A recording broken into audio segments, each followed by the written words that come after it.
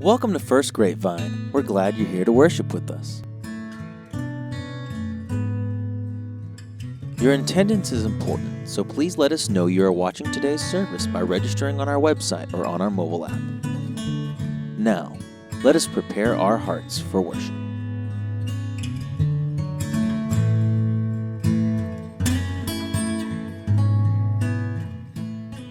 Hi, and welcome back. I'm Grant. I'm joined by Carly and our very special guest, Dr. Cindy Ryan. Today is March 30th. I don't know when this is being released. I don't know if this is a part of worship or not. But regardless, we're going to have a little conversation with Dr. Cindy Ryan.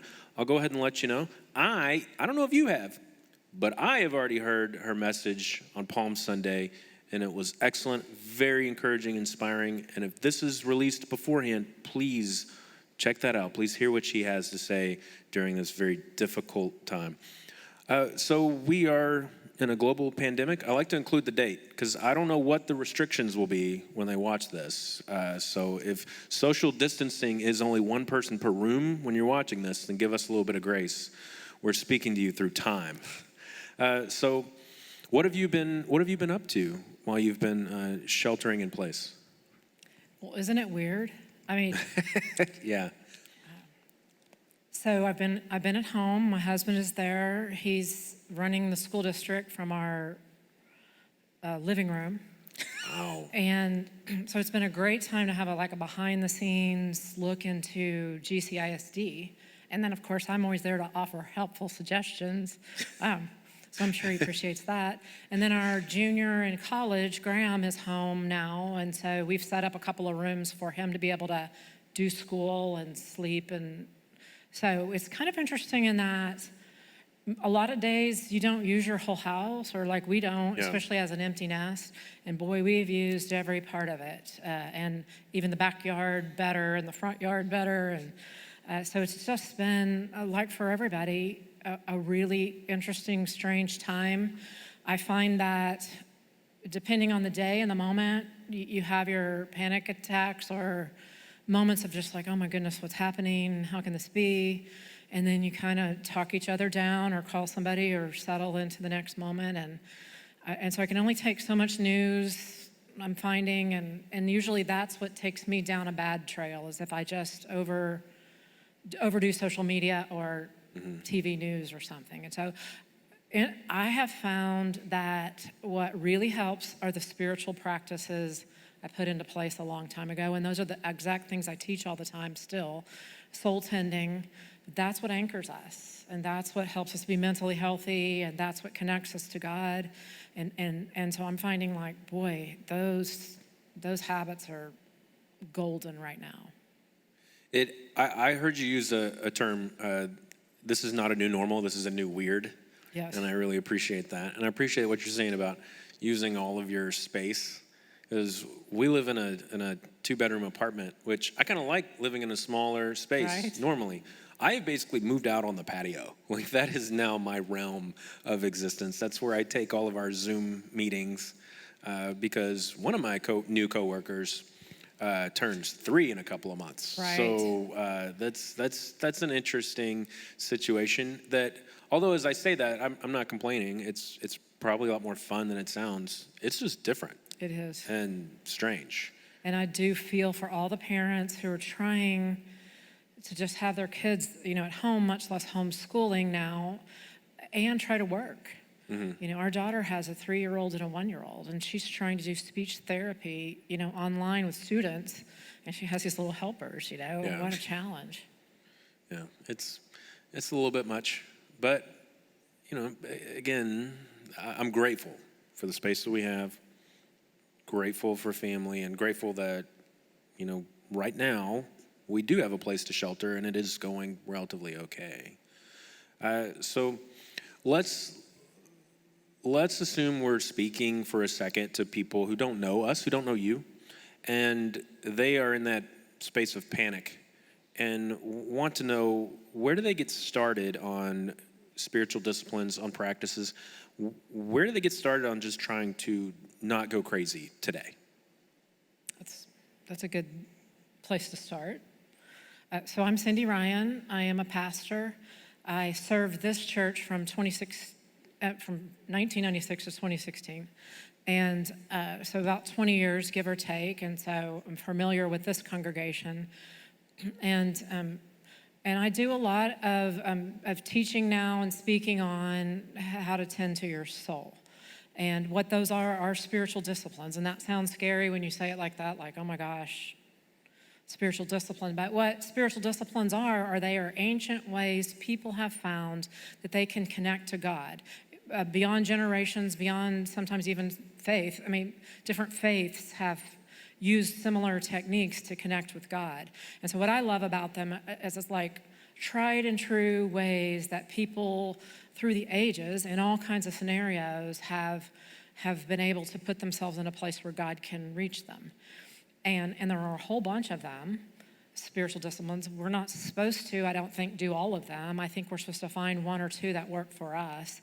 And so what I think most of the time we do is we make it too hard and too complicated and too big and scary.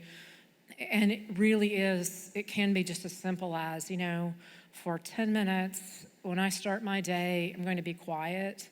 I might write a thought or two in a journal. I might pick up something spiritual to read or read scripture, and let that be enough. Just start, that's what I would say, start small and easy and keep your expectations low. And what I've found is God will be faithful. You show up every day at that time or the time that works for you, and some things will start happening. And then you'll get more comfortable, and more comfortable can add more and more soul-tending techniques. I agree. I took a class a couple months ago that we were learning from these ladies who were teaching us different ways to pray, and they were talking about their prayer lives and what that meant for them. And they had these extraordinary practices, and they had prayer rooms in their house, and they would do this or that, and it seemed overwhelming. They were going to ask us to do that, and they said, no, just do what's doable. Right. And it was permission to not do it perfectly. Like, they were giving us things to practice, different ways to pray each week. And they said, you don't have to do it perfectly. Like, try, but do what's doable. And that's been helpful. I like that. Yeah. I like that. Especially now. Yeah. We're challenged in our spaces. We're challenged with our emotions. You can have every good intention of doing something, and then someone in your house has another intention of what they're going to do, or you're left, maybe alone and really struggling with that. Too much silence. You need something different. So I just think, be good to yourself. Yeah, because it's hard to find any kind of rhythm, like, say, in work. Like, how do I work from this space? And I'm someone who, due to things that happened to me a couple years ago, I ended up working from home every other day. And this is completely different because we're all working from home. And so even the ways that we communicate, even if you were used to that type of format, the ways that we communicate with our coworkers is now, it's completely different. And so finding that space, it can be hard. And so but each day, just try anew. Be good to yourself, get up, try again. And I think also, in the same vein of being good to yourself, is trying not to match the level of productivity that you were before, because whether you have kids at home or you are just, even if you, like you said, work from home normally, it is a different situation. And so, like, your value or your worth isn't about how much you're doing. And it is fair to say that this is something big that we're going through that takes up time and space in a way that we can't fully articulate, that our bodies can't fully recognize. And so if it feels like you're moving slower, or it feels like you're not getting as much done, that's okay. And there's permission to rest there. Because you have to acknowledge how much grief we have right now, of just the full stop that nobody was expecting. And just, I was telling my husband this morning, everybody had plans. You had things you were looking forward to. You had, we had the way we imagine our days going, or I don't know, just And then I think being connected personally to people, like this is a huge treat for me to be in a room with different people for the first time in 2 or 3 weeks. Me too. You know, and I'm glad it's allowed by law that clergy can do their services. Otherwise, we'd be getting in trouble, right? I mean, we're allowed to do this. Yeah. But, and we're very far apart from each other, even though we don't look like it. But, you know, there's just certain things I think that we did not realize, I didn't realize, kept me going and kept me energized and kept me moving through a day. And so to have all of that kind of stop, there's a lot of grief. And then I can look at any one person, not just myself, and feel bad for them. Our son that I was talking about, who's a junior, he had a lot of things this spring he was looking forward to, milestones in college, graduations, all the things, you know, weddings have been called off, all those things. And so it's like, we can grieve for each other for a long time in what we've just lost for now. And then we don't even know, we can't even say, oh, on May 1st, it'll all be back to normal. We don't know that. So you talk about having to embrace discomfort and loss and sit with it. That's hard. I'm glad that you labeled it as grief. I had not stopped to put that word to it, but you're right. It is a collective cultural grief, and we need to treat it that way. Our own, and then everyone else's. Right, and when you're grieving, you know, what I usually say to people when they're really going through a major personal loss is like, treat yourself like you just had surgery. You're cut wide open. You need to be super gentle with yourself. You need to rest. You need to eat right. You need to protect yourself. It is almost like we're all walking around with some giant wounds right now. And we do need grace and space and to give ourselves some, you know, permission to move slower and be tearful. For some reason yesterday I just started thinking, my son that just got married, I may never see him again. I was like, well, that's not a helpful thought, but it was the thought I was having. Yeah. And so that's part of it, I think. Kind of a roller coaster. Yes. I've noticed that just interesting part of life, and I've tried to give myself space to do just kind of the silly things that you do when you're experiencing a loss. And like for one, I don't even know if I should admit this on the internet, but I've got a really good friend of mine who just moved, and we have experienced, we're now up to 3 collectively major life tragedies. And when those happen, we play video games. No, we're grown adults with real jobs. Like we don't play video games like any other time, but these 3 occasions, and this is one of them. And he's moved away, and so we had to learn how to play online, right, which is something that all the kids do, and also all the kids are better at these games than we are. And so I want to just because start, they don't have real jobs. Because they don't have real jobs, and they're kids. And I just want to message them like, can you give me like 5 seconds to figure out the controls? I'm kind of old and new at this, and I'm grieving something. So give me a minute here.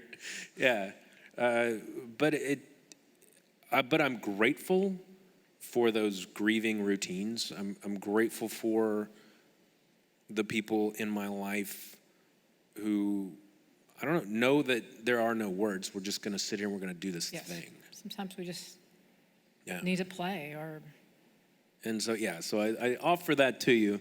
And you feel humiliated admitting that on one hand, but at the same time, do something that you need to do to relax, keep your mind going, and enjoy a moment in the evening after everything else kind of settles down.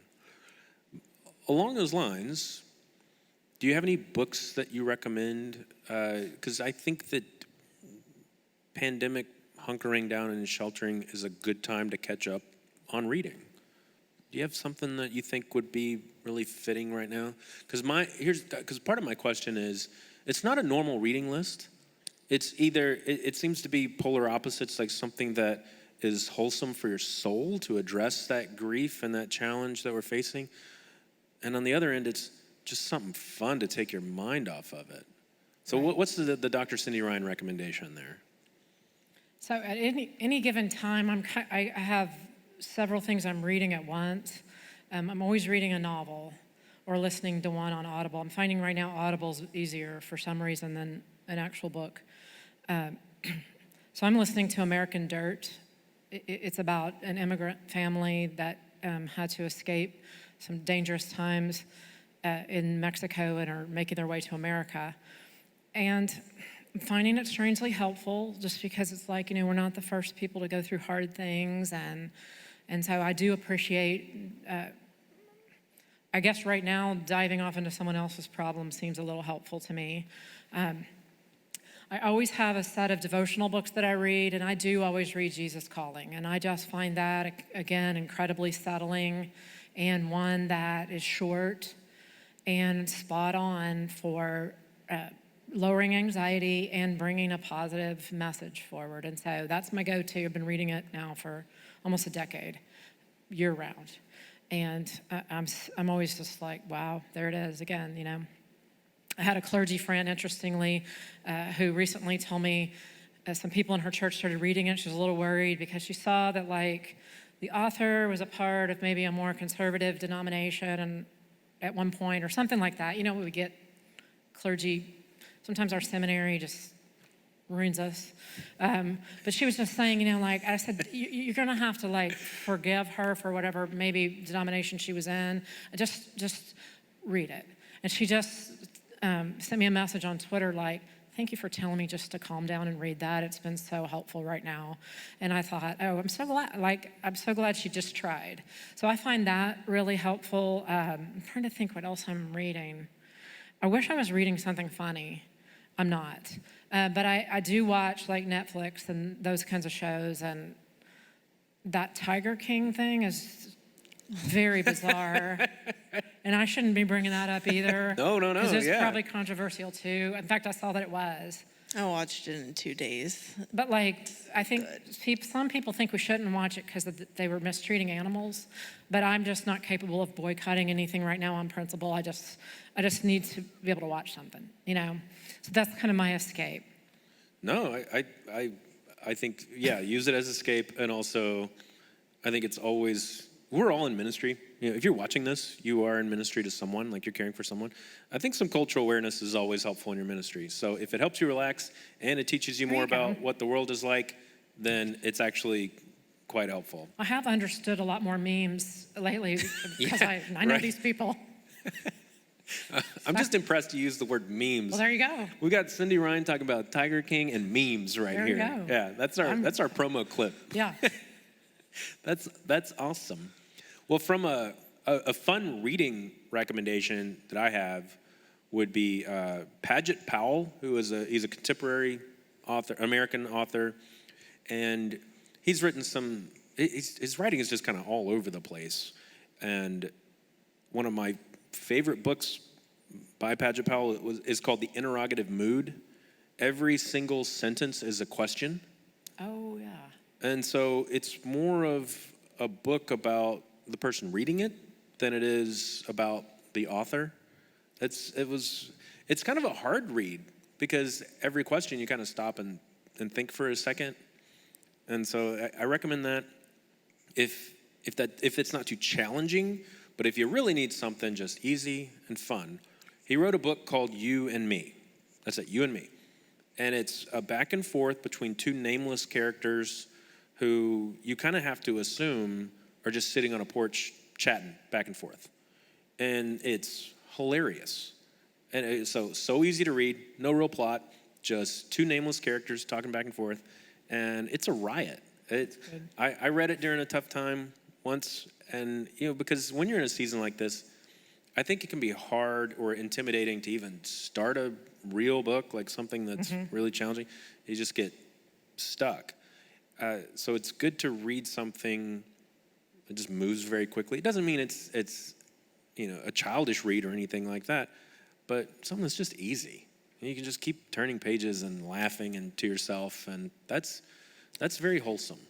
Last year I was finishing school, and so that's a lot of dense reading, and I had Audible credits stacked up, and so I decided I was going to read or reread the Little House on the Prairie series that I had read when I was a kid, and I did that for most of that year, and it was the best decision I could have made. And I kind of like be sheepish if someone asked me what I was reading, but because I was like, oh, I'm reading these, novels I read as a kid. But it was the best decision I could have made because it just let me escape for a little bit. It was nostalgic, and it just gets your mind going in a way that it doesn't normally. And so I don't think there's anything like, I don't know. I'm not as ashamed to like read something that's not challenging or not fun, Yeah. So I think almost anything can help. And that's what I always teach too about when you're doing spiritual reading for like spiritual disciplines. Choose something fun. Yeah. Choose something that you like. You don't have to choose something you hate or that's hard for you or that you think is theological. Anything can spark comfort or nostalgia or laughing. It's all good. And I think God uses it all to anchor our souls. No, I'm hard on myself about it, especially when I'm admitting it to other people. But I do actually believe what I said about there's value in knowing what's going on in the culture around you, knowing what people are reading. I always try to read the Pulitzer Prize winning list novel for that year, also whatever Oprah recommends, because people are reading it. And you know what? It's also probably going to be good. Yeah. So, Oprah's not going to recommend a bad book. No, she's got too much riding on the line there before she puts her stamp on it. So I don't know if you all still do this, but when I was here, we always had to meet with our district superintendent every year, each clergy. Yes. Yeah. And like one of the questions Hi, Randy. they always asked us like, what are you reading? Yeah. And I remember one year I told them, like, I was reading this book called It's All Too Much by Peter Walsh, who is actually a guy who was on Oprah, and he's all about cleaning out your house kind of thing. And that was my like spiritual book I was telling the DS about very excitedly. But reading that book like helped me so much because he talked about we're too attached to stuff and you need to let go of it for this. And I felt like it was a spiritual exercise and book, but now I still think it's kind of weird that, and he was like writing it down like, oh, you're reading a book by Peter Walsh but I didn't get kicked out. So I guess There it you was go. okay. Yeah. No, I had a similar experience actually. Funny you would mention that with a conversation with a district superintendent who is, sort of our boss over several churches and checks in. And this particular district superintendent, I've known for a very long time. Very sweet man, but he was retiring. It was his last set of these meetings, and it was at the end of a long day when he'd had several other meetings. And so we're kind of going through, and I can tell, like, you sit across from someone who's trying hard but too tired to be doing this. It's just, okay, how are you? What have you been doing? What have you been reading? And I just, due to the nature of the conversation, he's retiring. I'm brand new at this church. Like, I can be really honest. I was reading a book on photography. And as soon as I said that, he came alive. And he just said, that's such a good answer. Because if you're investing in a hobby and an art like that feeds your soul, that's going to make you better at doing your ministry. Like that. So do something. Carly's really good at crafting and always working with her hands on things. That just, it's good food for your brain to do that, to do those things. So, well, you mentioned Netflix. Do you have any TV shows or movie recommendations at this time? Well, we just finished that one last night about the tiger guy. Tiger King. The Tiger King. And if you haven't watched this, I just don't even know if you should. So that's like, but it did take us out of the present time and into Oklahoma and this set of characters. It comes with a warning label, okay? I mean, we have an adult audience. They get that. Okay. Yeah. All right, so other shows. Man, let me think. You go. Like, we watch some different things, but I'm not sure I'm ready to talk about them. Well, I watched, I think now is a good time for classic movies because Amazon has a lot of them on Prime, and it's just a good time to watch something from a different era. Okay, so I watched Rear Window, Alfred Hitchcock. Yeah, that seems scary. It seems it's a thriller, but it's really not scary. You know, I don't know. It's more fun than scary. I don't know. I really enjoyed it. I wouldn't recommend Birds right now by Hitchcock. Don't watch that. Just don't do it. But other Hitchcock movies are good. North by Northwest, that's a fun one. I've just been re-watching things that I've already seen. So I finished Handmaid's Tale again, and I'm watching like just shows that I usually watch. Just Things you can count on. yeah, and I hadn't seen them in a while, so it was kind of like a new show. But I'm on a Margaret Atwood kick, so yeah. There we go. Yeah. That's a little intense.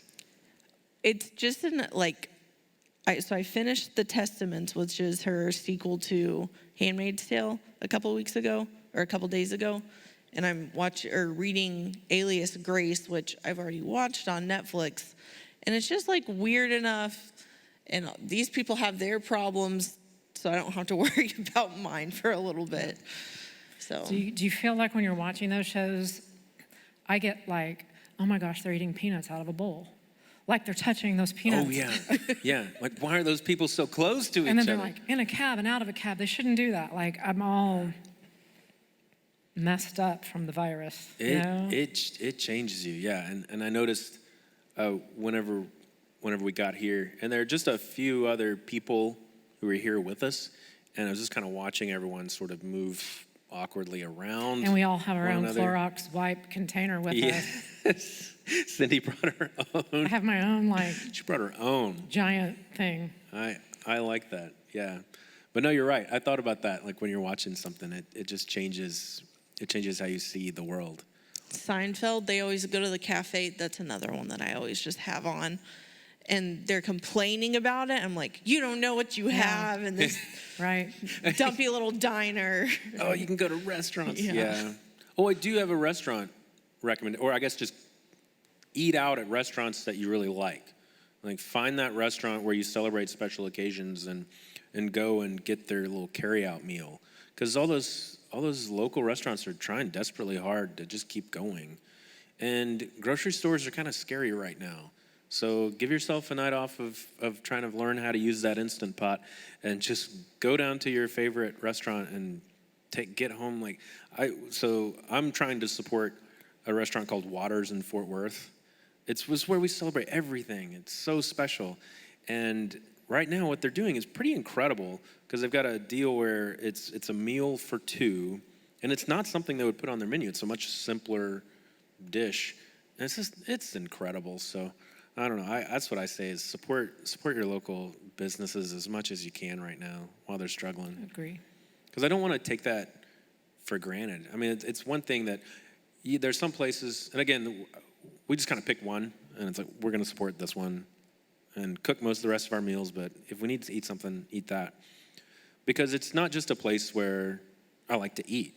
You know, it's a part of my life story right. to go there for big things, and I want it. Well, first of all, I still want to be here, and I want them to still be here as well. So before we finish, I do want to say to you two, and Alan's not here, but him as well, what an extraordinary time to find yourself clergy in charge of a place. And that I just really appreciate how that must feel and how everything you're trying to do is different, from pastoral care to the preaching and worship, teaching and connecting.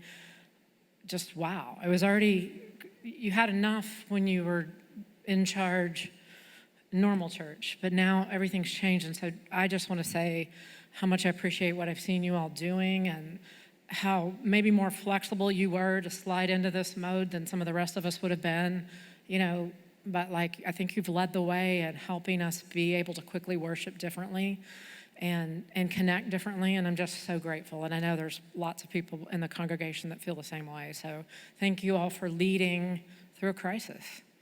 Well, and helping the church be the church in spite of it. Well, thank you. We've tried to be very intentional to stay positive and to keep having fun, even if we're just making ourselves have fun. Like, just try. And we've been trying to see this as a creative opportunity to experiment with online worship, not just to get through right now, but to reach new people going forward. So I've got something to say about that, actually. So the first Sunday this all happened, we made the call to go to online only a little bit early. We're a little bit ahead of the curve, but I was talking with some people, and it seemed wise to go ahead and try to call it as soon as we could to make alternative plans for March 15th was that Sunday. And I think we did that Friday, I think was when we started moving some pieces around. And that's also my birthday. I was supposed to be off. In fact, I had actually put that day off on the calendar like a year ago. I was like, I am not working on my birthday on a Sunday. That's miserable.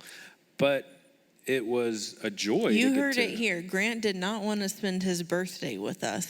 No. It's because people are too, you know what I mean. People are too nice about it when it's your birthday, and it's like, that's not what church is about. I mean, thank you, but they're really, I don't like being a distraction from, it's like, I don't know what to do with everybody being so nice to me. You know what I mean, right? It's overwhelming, and that just is something that I planned in advance, but it ended up being great to be here. Fishers of Men were here. We had a little cake. This was back when you could have cake. Yeah. You know, this was before the 6 feet social distancing thing. And then afterwards, we celebrated my birthday by Carly and one of my friends from college coming over to our apartment, and we watched a documentary that I like, because that's what you do when the world's falling apart, is you just pick an old documentary. And I actually recommend this if you like rock music. It's called It Might Get Loud. It's a little not unlike this, a little sit-down conversation with Jimmy Page from Led Zeppelin, The Edge from the band U2, and Jack White of the White Stripes and the Raconteurs and other stuff. And it's just something I'd seen before, and I just liked it, and it's loud, and it's fun. It was just distracting from a crazy time. But Jack White said something in there that I know I'd heard before, but it resonated with me a little bit more this time. He was talking about so they're originally talking about electric guitars, but it's really more about how to be creative and how to feed that part of your brain, how to continue to be creative. And he was talking about how he makes his setup on stage intentionally difficult. Like, he creates problems for himself. And he based that in a weird interpretation of a scripture, going back to Genesis during the creation story and in the garden, and then Adam and Eve get kicked out. He just quotes that, he just uses that one line. He said, "And God cursed the ground so that humans would have to work." He said, we live in a universe we don't really understand, in which when we struggle, that's when special creative things happen. It forces us to dig deeper and try harder. Because sometimes in life, when you're trying to be creative, you've got to pick a fight and win that fight.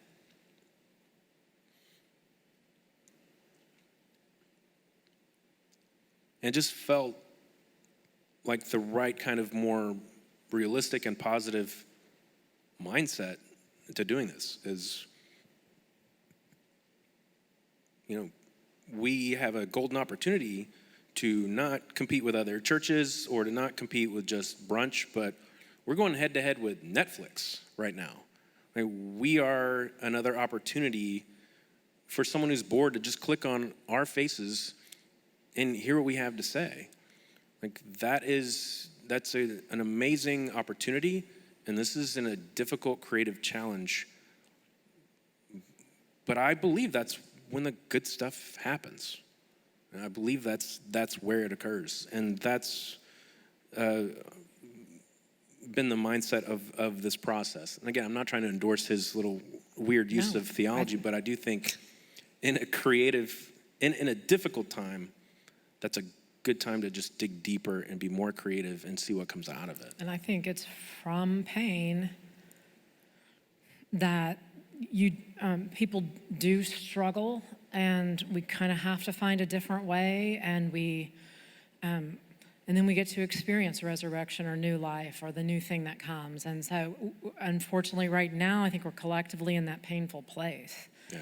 And we want to get away from it. That's how I feel. It's like, I don't like feeling anxious and yet stuck, or I don't like this feeling of uncertainty, or how's everything going to be. I like knowing the plan, But I love that kind of, there's something important about the spiritual life where we're meant to struggle a little bit, and that to feel connected and to feel that someone else's pain is our pain and all of that. And so all of that's just become really clear right now. Yeah.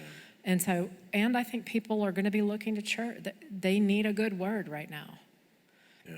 They need something beyond the news to focus on. And so what a great time for the church to be out there. I'm super happy most churches were ready to not just shut down and say, we'll talk to y'all later.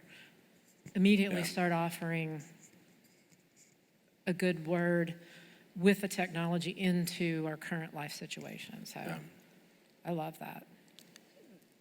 So if you look at Holy Week, this week before Easter, starting with Palm Sunday, you go through the week and you've got Maundy Thursday where you remember the Last Supper, and Good Friday, the crucifixion. And then before Easter Sunday, there's Holy Saturday where you're just sitting there. Like, there's no service. There's no text to read. It's just this time where people were stuck in their grief and they were waiting. And I think often we skip over it because we're tired from Thursday and Friday and we're getting ready for Sunday. But this season in particular feels like a Holy Saturday because we have this hope. But we're stuck, and there's not really anything that we can do but wait. And so I think that's something to focus on, or not focus on, but to feel some comfort and solidarity with, hey, this hasn't been done before. This has happened before. Yeah. I like that. One time I had to preach on that. We did Holy Week, and I got stuck with Saturday. And I'm like, there's not even anything hard. I mean, I think there was a tiny bit in the Bible, but it was I thought it was the worst possible thing I could draw was having to preach on that day, about that day. But then I kind of realized most of our life of faith is like that. Mm-hmm. It's like that kind of waiting room, stuck place where you just don't know how it's going to turn out. And that's the whole point. Yeah. That's where we dig down deep and live our faith when we don't know. I think there's the passage of, it's for Easter Sunday, but the women walking to the tomb to tend to Jesus's body, or that's what they think they're going to do, and thinking about what they must have been feeling, because they were expecting his body to be there. They were expecting that things were still as they were, but yet they're just doing what needed to be done. Okay, we need to tend to his body. We need to continue to live in this different way. And so we're going about our lives in different ways. We're picking up different routines or different ways of connecting with people. But we're still in that Holy Saturday sphere. And it's a good reminder that we don't get to rush to Easter Sunday. Yeah. Well, I don't know how long we've been talking. I have no clue. I barely even know what day of the week it is anymore. I think it's still Monday. It's still Monday? I think. Which is so weird to be here on a Monday. Yeah. But at the same time, what a gift. What a blessing. I'm glad that in this time that we do have ways to still keep in touch. And so we'll kind of end on that by saying that we've got small groups that are meeting. And if you've not been a part of one, you can go on our website, and now's a great time to join. Now's a great time to connect with a new group of people. And now's a great time to get to know us. Send us an email. Give us a call. We're still answering the phones. let us know how we can walk through this very difficult season with you. Like I said, if you are struggling, if you're having a hard time, give us a little bit of your story, and we'll walk with you as best that we can. Any other last minute recommendations to people? Not knowing when this is going to go out. Yeah, No. sorry, Yeah, I don't know. Yeah, but we'll add more information. Whatever link, we'll have more information there for you of how you can connect and how you can be a part of what's going on. Dr. Cindy Ryan, it's always a pleasure. Thank you. But you're right, like not being able to see people, it's as fun as it is to always sit down and talk with you, this is a million times better than that. So we really appreciate you taking the risk and getting out and coming and having a conversation with us. And your message was amazing. It was really powerful. It was very surreal because normally when Cindy speaks, it's hard to get into the room because so many people come. I mean, you pack the sanctuary, which is a huge space, and I was literally the only person. You're my only customer back there. I didn't know whether, like, do I look at you? Do I not look at you? Like, yeah, but it was great. It felt very special. I will remember that strange experience, strange but wonderful experience all my life. So thank you very much. Again, we'll see you soon. Thank you.